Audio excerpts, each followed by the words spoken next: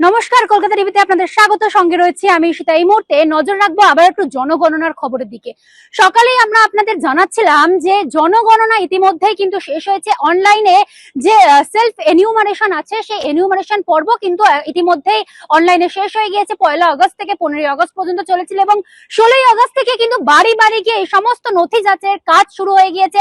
নথি যাচাই কারা করছেন না, জনগণনার সঙ্গে যে যুক্ত কর্মীরা রয়েছে তারা বাড়ি বাড়ি গিয়ে নথি যাচাই করছেন।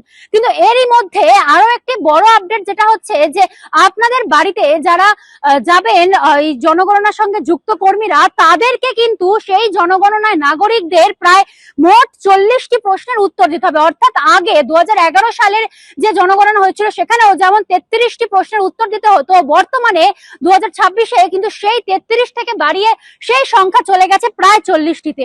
কিন্তু এই 40টি প্রশ্নের কোনো উত্তর যদি ভুল দেন বা ইচ্ছাকৃতভাবে হোক বা অনিচ্ছাকৃতভাবে হোক, যদি ভুল দেন তাহলে কি হবে সেটাও আপনাদের বলবো।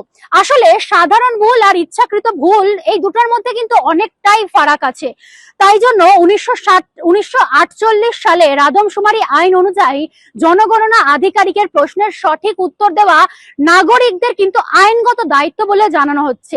ইচ্ছাকৃতভাবে ভুল তথ্য দেওয়া বা জনগণনার কাজে বাধা দেওয়ার মতো অপরাধে রয়েছে কিন্তু কড়া শাস্তির বিধান।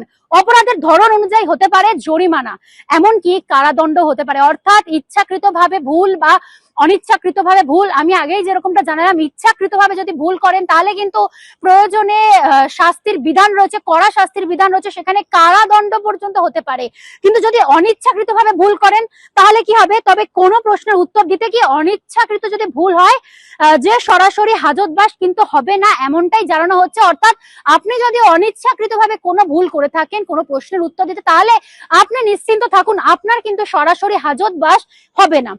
তাহলে কি জানানো হচ্ছে? তাই গণনাকারী বাড়িতে এলে তথ্য দেওয়ার সময় সতর্ক থাকতে হবে। বারবার যেটা আপনাদের পরামর্শ দেওয়া হচ্ছে, যারা গণনাকারী রয়েছে তারা যখন আপনাদের বাড়িতে এসে তথ্য যাচাই করবেন তখন কিন্তু আপনারা সতর্ক থাকুন এবং সঠিক উত্তর দিন। এখন এ পর্যন্তই। দেখতে থাকুন কলকাতা টিভি, রাত দিন 7 দিন।